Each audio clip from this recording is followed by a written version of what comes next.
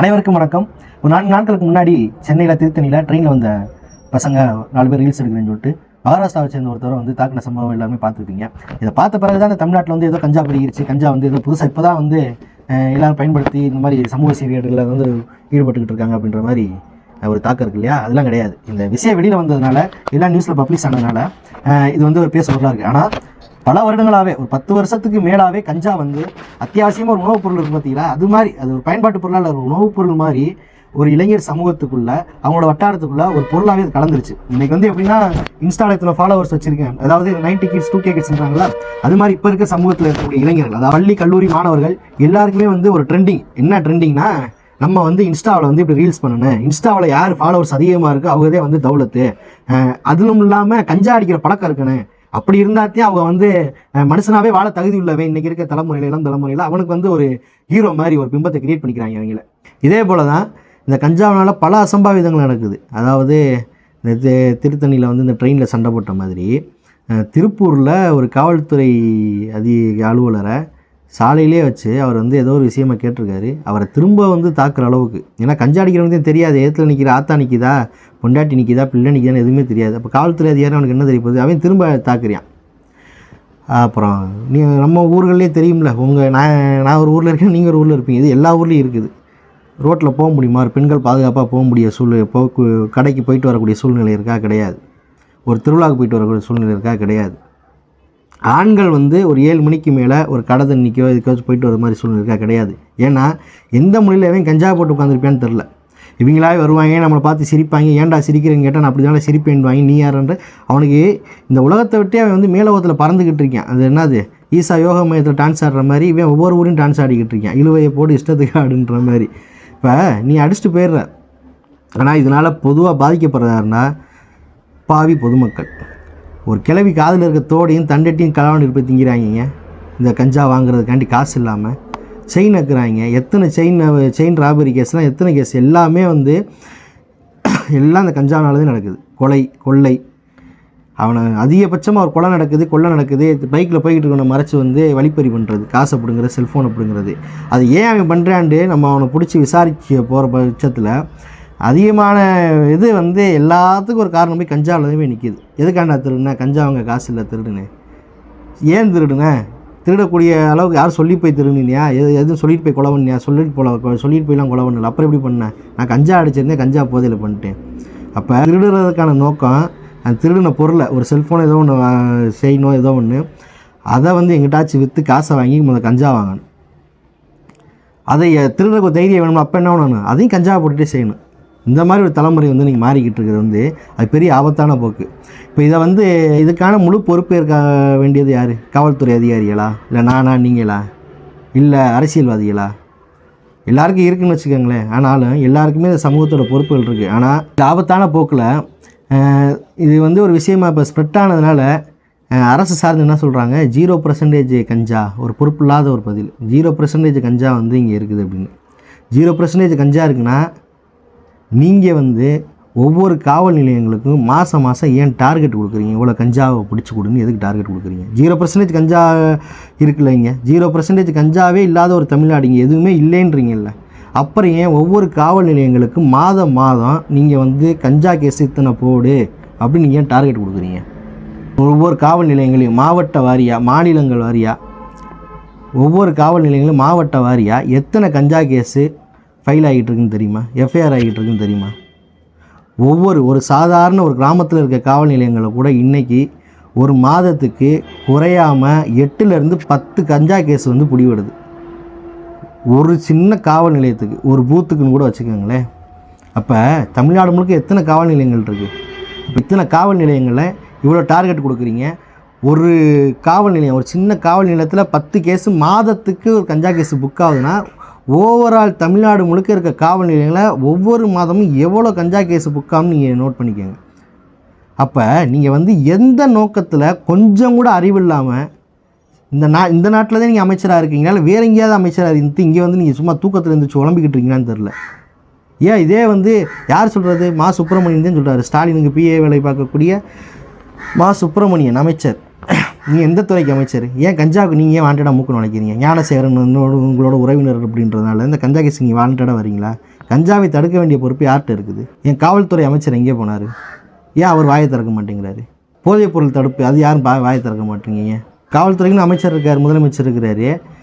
இங்கே வந்துக்கிட்டே மதுவிலக்குத்துறைன்னு இருக்குது, நீங்களாம் வாயை திறக்க மாட்டேங்க. ஏன் மா சுப்பிரமணியனுக்கு கஞ்சாவுக்கு என்ன சம்மந்தம்? எதுக்கு நீங்கள் பேசுகிறீங்க? நீங்கள் எதுவும் புரோக்கராக இருக்கிறீங்களா? ஞானசேகரனோட உறவினர்ன்றனால நீங்கள் வந்து இந்த கேஸ் நீங்கள் வாண்டடாக வந்துடுங்க, ஐயோ நம்மளை பிடிச்சி போகிறாங்க உள்ள வரான்னு தெரில. ஏன்னா இது அதிகபட்சமாக இப்போ கஞ்சாவினால ஏற்படக்கூடிய பாதிப்புகள் எவ்வளோ இருந்தாலும் இது எங்கேருந்து வருதுன்னா, முன்னாடி காலங்களில் ஒரு 6 வருஷம் 7 வருஷத்துக்கு முன்னாடி இந்த கஞ்சா வந்து அதிகமாக வந்து தேனி, கம்பம் இந்த மாதிரி கேரளா இந்த பகுதியிலேருந்து இங்கே தமிழ்நாட்டிலேருந்து இறக்குமதி செய்யப்பட்டுச்சு. ஆனால் இப்போ முழுக்க ஃபுல்லாக வந்து எல்லா கஞ்சாவும் ஆந்திராவில் இருந்து தான் வந்துட்டுருக்கு. ஆந்திராவிலேருந்து உங்களுக்கு சொல்கிற வழித்தடம் எதுனா, ஆந்திராவிலேருந்து வேலூர் வந்து வேலூரை தாண்டி உளுந்தூர்பேட்டை பைபாஸை பிடிச்சி ஓவராலாக வந்து எல்லா தமிழ்நாட்டுக்கும் சப்ளை பண்ணிகிட்ருக்குறாங்க. எல்லா தமிழ்நாட்டில் இருக்க எல்லா மாவட்டங்களுக்கும் சப்ளை நடந்துக்கிட்டு இருக்குது. இதில் எல்லாமே அரசியல்வாதிகளோட இன்ஃப்ளூயன்ஸ் இருக்குது. நம்ம எடுத்தோன்னே காவல்துறை குறை சொல்ல முடியாது. ஏன்டா அவங்களே போய் பிடிச்சாலுமே வந்து அரசியல்வாதிகளோட தலையீடு இதில் முழுக்க இருக்கிறதுனால காவல்துறை கண்ட்ரோல்லே இந்த விஷயம் கிடையாதுன்றது தான் இங்கே மறக்க முடியாத உண்மை.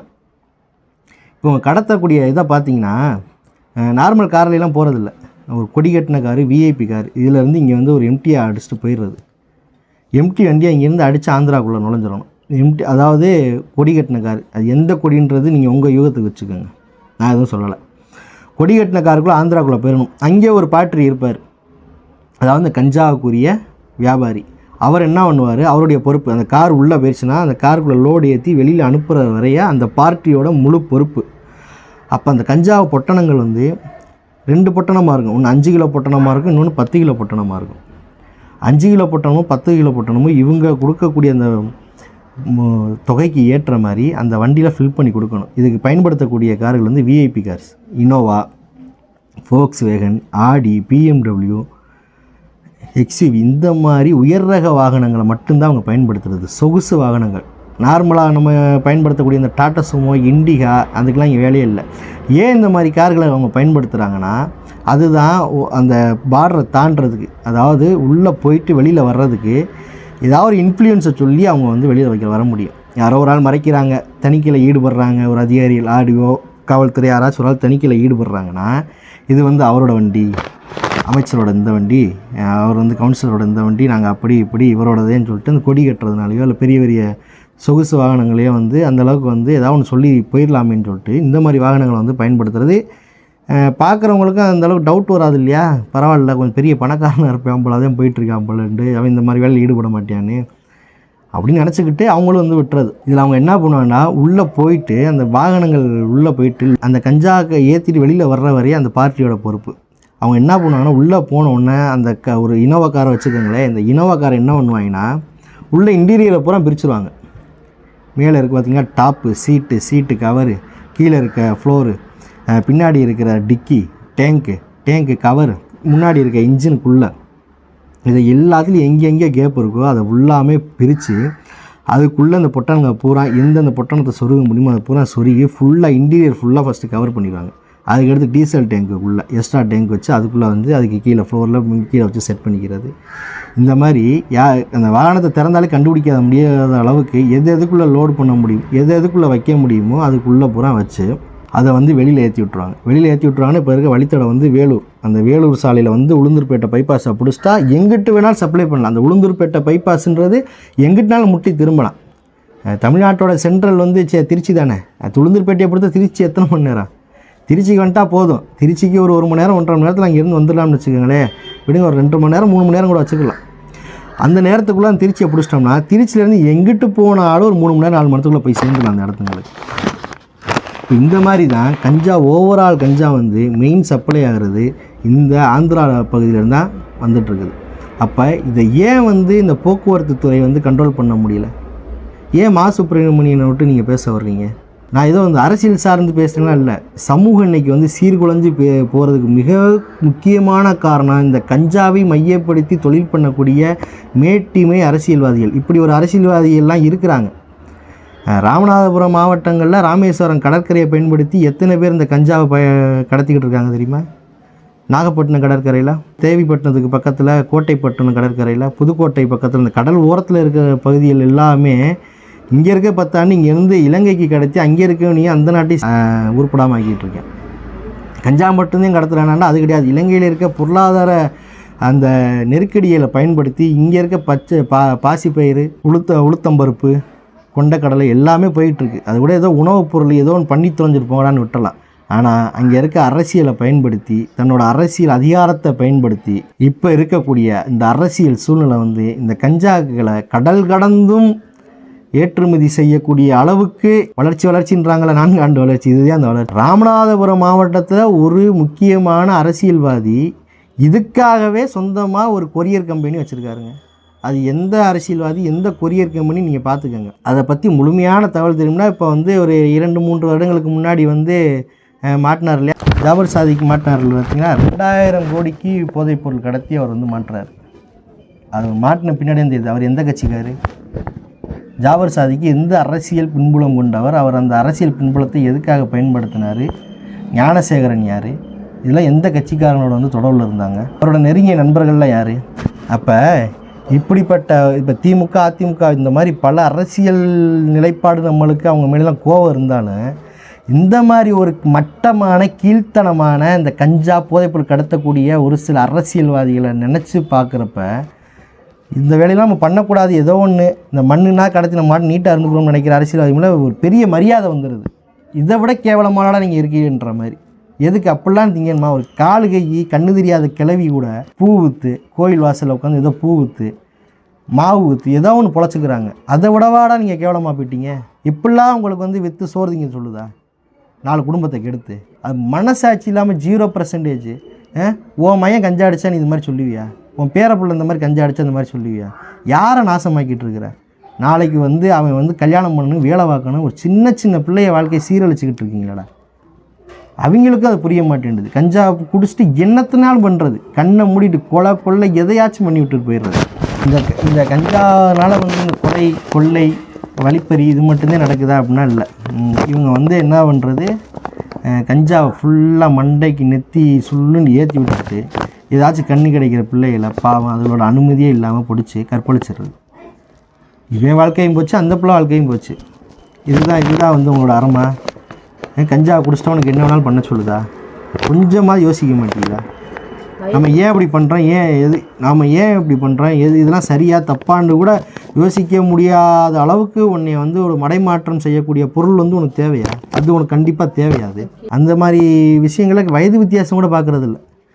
ஒரு முதியவர் வெளிநாட்டிலேருந்து ஃபாரின்லேருந்து ஒருத்தவங்க சுற்றி பார்க்க வந்தாங்களே, மதுரையில் ரயில் நிலையத்தில் வச்சு ஒருத்தையும் கற்பழிச்சிருக்கு. அவங்களுக்கு வந்து வயசு அதிகம், 50 வயசுக்கு மேலே. வேறு நாட்டில் இங்கே வந்து சுற்றி பார்க்க வந்தவங்க என்ன நினைக்க மாட்டாங்க? இவங்க இந்த நாட்டுக்கு போனோம், இந்த மாதிரி வந்து ஒரு வளம் செழிந்த நாடு தமிழ்நாடு, பல வரலாற்று பெருமைகளை கொண்ட ஒரு நாடு, பண்பாடு நாகரிகத்தை வளர்த்து ஒரு உலக பேரினத்துக்கே வந்து ஒரு நாகரிகத்தை கற்றுக் கொடுத்த நாடு. அதோட மொழிக்கு ஒரு தொன்மை இருக்கின்றான், அதோட வரலாறுக்கு ஒரு தொன்மை இருக்கின்றான், பண்பாட்டுக்கு ஒரு தொன்மை இருக்கின்றான், நாகரிகத்துக்கு ஒரு தொன்மை இருக்கின்றான். அவன் எங்கேயோ படித்து எதுலையோ தெரிஞ்சுக்கிட்டு ஆராய்ச்சி பண்ணி இந்த நாட்டில் வந்து நம்ம போய் கண்டிப்பாக பார்க்கணுமேண்டு பல நாட்டிலேருந்து இங்கே வந்து படையெடுத்து அவங்க வந்து பார்த்து இங்கே வந்து சுற்றி பார்க்க வர்றவங்களை பிடிச்சிட்டு இங்கே பண்ண வேலைகள் பாருங்கள். எல்லாம் கஞ்சா போதா. இப்போ இந்த போதைப்பொருள் தடுப்பு பிரிவு இருக்கு இல்லையா, அவங்களுக்கு வந்து ஒரு ரெஸ்ட்ரிக்ஷன் கொடுக்குது. கவர்மெண்ட்டே கொடுக்குது, இந்த கவர்மெண்ட்டே கொடுக்குது. என்ன கொடுக்குதுன்னா, டார்கெட் கொடுக்குறவங்க இல்லையா, பிளாக்கில் சரக்கு விற்கிறவங்களெல்லாம் போய் பிடிச்சிட்டு வா அப்படின்னு. அப்போ இவங்களுக்கு வந்து அந்த சனிக்கிழமை வந்து அந்த வேலை திட்டம் கொடுக்கப்படுது. ப்ரோ ரைடுன்னு வாங்க அவங்க இதில் ப்ரோ ரைடு. பார் வச்சு நடத்துகிறவங்க ஸ்லாங்கில் என்னென்னா ஸ்பெஷல் ட்ரைவ். அப்போ அந்த இது வர்றப்ப அந்த பிளாக்கில் சரக்கு வைக்கிறவங்க அவங்கள போயிட்டு எடுக்கிறப்ப அவங்க அந்த பிளாக்கில் சரக்கு வைக்கிறவங்களை பூரா அவங்க போய் பிடிக்கணும். அப்போ அவங்க தரப்பு வந்து என்ன சொல்லப்படுது, நான் மாதம் வந்து பெர்மிட்டுக்கு வந்து டிடி எடுக்கிறேன். டிடினா பேங்கில் டிடி எடுப்போம்ல, முன்னாடி இதில் வந்து 20,000 இருந்துச்சு இந்த டிடி எடுக்கக்கூடிய பணம். யாருக்கு? செந்தில் பாலாஜி கட்டக்கூடிய பணம். செந்தில் பாலாஜி வந்து அமைச்சராக ஆகிறதுக்கு முன்னாடி வேறு 20,000 இருந்த இந்த தொகை வந்து இப்போ 3 மடங்கு அதிகப்படுத்தியிருக்காங்க. 3 மடங்குனா எவ்வளோ? 20,000 3 மடங்கு நீங்கள் கூட்டிக்கோங்க. அவ்வளோ பணத்தையும் நாங்கள் எப்படி கட்டுறது? அப்போ பிளாக்ல விற்றாதானே கட்ட முடியும் அப்படின்ட்டு அவங்க சார்ந்த ஒரு இது. அப்போ ஒவ்வொருத்தவங்களுக்கும் அந்த பணம் தேவைன்றதுனால இந்த கஞ்சா, இந்த பிளாக்கில் சரக்குன்றே தவறுது, அதுலேயும் பிளாக்கில் சரக்கு, இது எல்லாமே வந்து 24 மணி நேரமும் விற்பனை செய்யக்கூடிய ஒரு மார்க்கெட்டாக தமிழ்நாடு முழுக்க உள்ள அனைத்து மாவட்டங்களும் அனைத்து நகரங்களும் மாறிடுச்சு. நகரங்கள் மாறிச்சு, ரூரல்லையும் இருக்குது. ரூரலில் கஞ்சா அதிகம். இன்னைக்கு கஞ்சா அடிக்காதவன் எந்த ஊர்லேயுமே கிடையாது. ஊரில் ஒருத்தனாவது அடிக்கிறான். கஞ்சா அடிக்கிறவன் ஆம்பளையே கிடையாது, சும்மா வீட்டில் உட்காந்துக்கிட்டு. கஞ்சாவை தவிர்த்து போதை ஊசி பழக்கம், அது இன்றைக்கி இன்ஜெக்ஷன் போடுறப்ப இது மாத்திரை இன்றைக்கி வந்து எல்லா ஊர்லேயும் சரளமாக போயிடுச்சு. இவனே ஊசி வாங்குற வாரணாயிரம் சூர்யா மாதிரி ஆயிட்டான். அது ஒரு படம் தான் இது, அதைத்தான் உதாரணமாக சொல்கிற மாதிரி இருக்குது. அந்த மாதிரி இவங்களே வீட்டில் ஊசியை வாங்கி வச்சுக்கிறது, கையில் துணியை கட்டிட்டு இவங்களாம் ஏற்றிக்கிறது. அது எந்த நரம்பில் போடுமோ முண்டை அதுக்கு ஒன்றும் தெரியாது. ஏதாவது நரம்புறமாக மாற்றி கூட செத்துட்டா கூட அந்த மண்ணுக்கு பாரம் கிடையாது. ரூரலில் இருக்கக்கூடிய பகுதிகளில் கஞ்சா, போதை ஊசி, போதை மாத்திரைகள் 24 மணி நேரமும் சாராயம் சரளமாக கிடைக்கிது. ஓப்பன் மார்க்கெட்டில் இந்த பிஸ்னஸ் நடந்துகிட்ருக்குது. இது மட்டும் இல்லாமல் சென்னை, கோயம்புத்தூர் இந்த மாதிரியான நகரப்பகுதிகளில் குறிவைக்கப்படக்கூடியது யாருன்னா முக்கியமாக மிகப்பெரிய பணக்காரங்களோட பிள்ளைய. அங்கே கஞ்சாவையும் தாண்டி மெத்தப்பெட்டமேல்ன்ற ஒரு போதைப் பொருள், அது வந்து சால்ட்டு, நம்ம பயன்படுத்தக்கூட உப்பு மாதிரி அது இருக்குது. இதில் யார் அதிகமாக குறி வைக்கப்படுதுன்னா அந்த இதில் படிக்கிற முக்கியமான மருத்துவ மாணவர்கள், ஐடி ஃபீல்டில் இருக்கிறவங்க, வேலை பார்க்கக்கூடியவங்க, அந்த ஐடி ஃபீல்டில் சாஃப்ட்வேர் இன்ஜினியருக்கு படிக்கக்கூடியவங்க, இந்த மாதிரி ஆட்களை நோக்கி இந்த மெத்தப்பெட்டமைல் பிஸ்னஸ்ஸு மிகப்பெரிய அளவில் அதுவும் ஓப்பன் மார்க்கெட்டாக நடந்துகிட்ருக்குது. இதை எதுவுமே தெரியாத மாதிரி ஏன் உங்களுக்குலாம் உளவுத்துறைக்கு ரிப்போர்ட்டே கொடுக்குறது இல்லையா? போதை தடுப்பு பிரிவு வந்து உங்களுக்கு ரிப்போர்ட்டே கொடுக்குறது இல்லையா? எந்த மனசாட்சியோட இந்த வந்து போதை இல்லா தமிழகம்னு மீட்டிங்கில் பேசுகிறீங்க, 0% சொல்கிறீங்க? பண்ணுறது நீங்கள் தானே. பண்ணுற அந்த ஓப்பன் மார்க்கெட் பிஸ்னஸை பண்ணிக்கிட்டு இருக்கவனே நீங்கள் தானே. கொஞ்சம் கூட வாய் கூசாமல் ஒரு அரசன் எவ்வளியோ மக்கள் அவ்வளின்றாங்கல்ல, அரசன் அந்த மாதிரி இருக்கவன் தான் மக்கள் இந்த மாதிரி போயிட்டுருக்குறேன். நீங்களும் அந்த வேலையை பார்க்குறதுனால இங்கே வந்து சரளமாக கிடைக்கக்கூடிய ஒரு பொருளாக இங்கே மாறிடுச்சு. இப்போ உள்ள மேல் மட்டத்தில் இருக்க இன்க்ளூடாக அந்த கஞ்சா பிஸ்னஸ் இருக்கிற யாருன்னா ரொம்ப நோண்டி போனோம்னா தெரிஞ்சு போயிடும். இவன் பூரா யாருன்னு தெரிஞ்சு போயிடும். இந்த பேசுகிறாங்கல்ல இந்த தமிழ்நாட்டில் அது கஞ்சாவே கிடையாதுன்னு பேசுகிறேன் பாரு, இவன் பூரா யாருன்னு தெரிஞ்சு போயிடும். பல குடும்பங்களோட சாபத்தில் நீங்கள் விழுந்துட்டுருக்கீங்க. எத்தனை குடும்பங்களில் இந்த மது பிரச்சனையினால் எத்தனை குடும்பங்களில் கணவன் மனைவிக்குள்ளே சண்டை வருது, எத்தனை குடும்பங்கள் பிரிஞ்சிருக்கு, எத்தனை டைவர்ஸ் கேஸு. இந்த மது போதையில் வாகனங்கள் ஒட்டி எத்தனை இளைஞர்கள் உயிரோடு இல்லாமல் இந்த மது பழக்கத்தினால மது அருந்தி வாகனத்தை ஓட்டிகிட்டு போகக்கூடிய எத்தனை இளைஞர்கள் நெடுஞ்சாலையில் அடிபட்டு சாகுறாங்க. வாழ்க்கை சின்ன சின்ன பையலு பச்சை பையலோட வாழ்க்கையெல்லாம் முடிஞ்சு போயிடுது. ஏன் இதெல்லாம் தெரியாத மாதிரி நீங்கள் எதுவுமே இல்லைன்றீங்க? என்ன உத்தம வேசமயிர் போட்டுக்கிட்டு இருக்கீங்க? கஞ்சாவை குடிச்சிட்டுங்க. மதுரையில் வந்து முன்னாடிலாம் வந்து ஒரு திருவிழா நடக்கும், ஆசிய கண்டத்திலே மிகப்பெரிய திருவிழா. அது வந்து மதுரை சித்திரை மாதத்தில் வந்து அழகர் இறங்கக்கூடிய திருவிழா. அந்த திருவிழாக்கெலாம் ஒரு 5-6 வருஷமாக போக முடியலை. எப்போயுமே கூட்டம் இருக்கும், அவ்வளோ கூட்டம் இருக்கும், அவ்வளோ நெரிசல் இருக்கும். ஆண்கள் பெண்கள் எல்லா ஜாதி எல்லா மதம் எல்லா பேரும் வந்து சாமி கும்பிடக்கூடிய இடம். நீட்டாக வருவாங்க, கும்பிடுவாங்க, போவாங்க. ஒரு வாரம் நடக்குங்க. ஆனால் இந்த 5 வருஷத்தில் ஒரு 10 நிமிஷம் கூட நின்று அதை பார்க்க முடியல. எல்லாம் கஞ்சாவை போட்டு டூல்ஸோடு திரியிறான். சின்ன சின்ன பயலுங்க, பெரிய 30 வயசுக்கு மேலே அந்த வேலையெல்லாம் பார்க்குறது இல்லைங்க. எல்லாமே வந்து இந்த 26 வயசுக்குள்ளே இருக்கிற பையங்க, 13 வயசுலேருந்து 26 வயசில் இருக்கக்கூடிய சிறுவர்கள், மாணவர்கள், இளைஞர்கள் எல்லாரும் அடிக்ட். எல்லாத்துக்கும் இதை வந்து ஸ்ப்ரெட் பண்ணி விட்டு திருவிழா கூட்டத்தில் டூல்ஸோடு திரியிறாங்க. 4-5 பேரை தெரிஞ்சுக்கிட்டு அவன் மண்டையும் அவன் போட்டிருக்க பேண்ட்டும் கையிலையும் திருவிழா குடும்பம் போகக்கூடிய திருவிழா, அந்த மாதிரி சித்திரை திருவிழா குடும்பத்தோடு இப்போ யாராலையும் போக முடியாது. அந்த பெண்களை வந்து இவங்க வந்து போகும்போது வரும்போது கையை பிடிச்சி கூட இழுக்கிறான். இந்த மதுரைன்னு சொல்லிக்கிறதுக்கே ரொம்ப அசிங்கமான ஒரு சூழ்நிலைக்கு தள்ளப்பட்டுட்டோம். அந்த அளவுக்கு இங்கேயே இந்த மதுரை சிட்டிக்குள்ளேயே ஒரு உதாரணத்துக்கு சொல்கிறேன், அவ்வளோ புழங்கிக்கிட்டு திருவிழாவுக்கு நிம்மதியாக போய் சாமி கும்பிட முடியல. தாய்வழி மைங்க வந்து பண்ணக்கூடிய வேலைகள், சாமி கும்பிட வர்றானா இவ எதுக்கு? நீ கஞ்சாவை போட்டு உட்காரணும்னா ஆற்றுக்குள்ளே தானே உட்காரணும், எங்கிட்ட ஒரு காட்டுக்குள்ளானே உட்காரணும். உனக்குன்னு நக்கிற வேலையா? இங்கே திருவிழா கூட்டத்தில் இப்போ ஆம்பளை நடந்துக்கிட்டு குடும்பத்தோடு வரக்கூடிய இடங்கள்லாம் உனக்குன்னு நக்கிற வேலையாங்க? நீ கஞ்சா குடிக்கிற மயிராண்டிக்கு அங்கே என்னடா வேலை? தருதலை தாய்வழிகளா? கிறுக்கு தாய்வழி மாதிரி ஏன்டா தெரியுறீங்க? மெண்டல் மாதிரி ஆகிட்டீங்கடா கஞ்சா குடிச்சிட்டு. கொஞ்சம் கூட நம்மளுக்கு ஒரு வாழ்க்கை இருக்குது, நம்ம வாழ்க்கையை நோக்கி போகணும். நம்மளும் ஏதோ ஒன்று படிக்கல ஏதோ ஒரு வேலையை நோக்கி போகணும். நம்மளுக்குன்னு ஒரு பொண்ணு வரணும், நம்மளுக்குன்னு ஒரு கல்யாணமான ஒரு குழந்தை வரக்கணும். ஆனால் இதில் ஒன்றும் குறைச்சல் இல்லை. கஞ்சா அடிக்கிறேன் பூரா நல்லா லவ் பண்ணி எங்கிட்டே இங்கே இது பண்ணுறாங்கன்னு தெரியல. பல பிள்ளைகளை ஏமாற்றிக்கிட்டு அதுகளுக்கு இப்படி பிள்ளைகளதையும் பிடிக்குது. ஏன் பிடிக்குது? அப்போ ஒரு பக்கம் எவ்வளோ பிரச்சனை இருந்தாலும் ஏன் வீட்டில் இருக்க பெற்றோர்களுக்கு தான் அது முழு பொறுப்பு. அரசியல்வாதிகள் பிரச்சனை இருந்தாலும் காவல்துறையை நம்ம குறை சொல்லிடலாம், திமுகவை அதிமுக குறை சொல்லலாம், அதிமுகவை திமுக குறை சொல்லலாம், நான் என்னை மாதிரி கொண்டு இங்கே இருக்க அரசியல்வாதிகளை குறை சொல்லலாம். ஆனால் அவங்களாம் பண்ணிக்கிட்டு இருக்காங்கன்றதை தான் நான் சொல்கிறேன்னு ஒழிய மற்றபடி எனக்கு எந்த அரசியல் உள்நோக்கமும் கிடையாது. ஆனால் முழு பொறுப்பு இந்த கஞ்சாவால் திசை மாறக்கூடிய, போதைப் பொருளால் திசை மாறக்கூடிய, மதுவுக்கு அடிமையாகக்கூடிய இந்த இளம் சமூகத்தை உருவாக்கக்கூடிய முழு பொறுப்பு இப்போது இருக்கிற பெற்றோர்களை மட்டும்தான் சேரும். நீ தானே பிள்ளையை பற்ற. அவன் முடி எப்படி வச்சுருக்கான் பாரு. ஒருத்தவங்க இந்த ரீல்ஸ் போடுறாங்க இன்ஸ்டாகிராமில் அடிக்ட் ஆகி, அவன் முடியும் மண்டையும் பள்ளிக்கூடத்துக்குள்ளே உட்காந்துக்கிட்டு ரீல்ஸ் போடுறாங்க. ஆம்பளை பொம்பளை எல்லாம் போடுது, பொம்பளை பிள்ளைகளே போடுது, யூனிஃபார்மோட உள்ளே போடுதுங்க. வாத்தியாரை போய் அடிக்கிறான், அதை ரீல்ஸாக எடுத்து போட்டுக்கிட்டு இருக்கிறான். காவல்துறையை அடிக்கிறான், அதை எடுத்து ரீல்ஸாக எடுத்து போட்டுட்டு இருக்கான். ட்ரெயினில் போயிட்டு ஒருத்தனை அடிக்கிறான், வெட்டுறான், அதை எடுத்து ரீல்ஸாக போகிறேன். பொம்பளை பிள்ளையை நீங்கள் இன்ஸ்டாகிராம் யூஸ் பண்ணுவீங்க பள்ளிக்கூடத்தில். பள்ளிக்கல்வித்துறை அமைச்சர் நீங்களாம் என்ன பண்ணிகிட்டு இருக்கிறீங்க? நீனே ஒரு ரீல்ஸ் பைத்தியம். அப்போ ஸ்கூலில் நீ எப்படி கண்ட்ரோல் பண்ணுவேன்? எதுக்கு பெற்றோர்கள் ஏன் நீங்கள் இவ்வளோ கவனக்குறைவாக இருக்கீங்க? என்ன செல்லம் கொடுத்து வளர்க்குறோம் பிள்ளைய? மயிரை பிடுங்கின பிள்ளை இப்படி பிள்ளை உனக்கு எதுக்கு? சோத்தில் விஷத்தை வச்சு கொண்டுற வேண்டியதானே. R15 பைக்கு, KTM பைக்கு எதுக்கு? லைசன்ஸே இல்லை முண்டைக்கு. 16 வயசில் உனக்கு அதுக்கு எதுக்கு பைக்? உனக்கு பின்னாடி கொண்டு போகிறோம். இன்றைக்கி நம்மளாம் என்னங்க 10,000 ரூபாய்க்கு ஒரு ஃபோன் வாங்கினா கூட நம்மளுக்கு பதட்டமாக இருக்குது. என்ன இவ்வளோ காசு போட்டால் அந்த ஃபோனை வாங்கணும்னு. இன்றைக்கி ஃபோனோட ரேட்டும் கூடி போச்சு. அதனால நம்ம ஒரு 15,000 ஒரு 20,000 இன்றைக்கி அத்தியாவசிய தேவையாக இன்றைக்கி ஃபோன் மாறி போட்டனால வாங்குற மாதிரி இருக்குது. ஆனால் இவன் பூரா ஐஃபோன் வச்சுருக்காங்க 50,000 1 லட்சம் ரூபாய்க்கு அந்த ஃபோனு. எதுக்கு? உனக்கு காசு எங்கேருந்து வருது? வீட்டிலானே வாங்கி கொடுக்குறீங்க நீங்கள். எதுக்கு இந்த அளவுக்கு நீங்கள் வாங்கி கொடுக்குறீங்களே? சரளமாக காசு செலவு கொடுத்து விட்றீங்க. கேட்குறப்ப அவனு போய் சொல்லி அம்மா, ஏன்னா இவங்க இப்போ கவர்மெண்ட் ஸ்கூல்லையும் சேர்க்குறதில்ல, எல்லாம் ப்ரைவேட்டில் ஸ்கூலில் ப்ரைவேட் காலேஜில் சேர்த்து விடுவாங்க. அம்மா இதுக்கு காசு கொடுமா, அப்பா அதுக்கு காசு கொடுப்பான்னு வாங்கி நீ கொடுக்குற காசை பூரா அவன் உண்மையிலே காலேஜில் அசைன்மெண்ட்டுக்கு கொண்டு வரானா, செமினாருக்கு கொண்டு வரானாண்டா கொஞ்சம் வாட்ச் பண்ணுங்கள். பெற்றோர்கள் கொஞ்சம் உங்கள் பிள்ளைகளை கவனிங்க. செல்ஃபோனில் என்ன பண்ணுது நம்ம பிள்ளை? தவறான நபர்கள்ட்ட போய் சிக்கிடக்கூடாது. காதல் எல்லாத்துக்கும் இருக்கலாம், ஆனால் அந்த காதலை இப்படி போய் கருமாந்திரங்களோட போய் ஒட்டுறப்போ உங்கள் பொண்ணோட வாழ்க்கையை நினச்சி பாருங்கள்.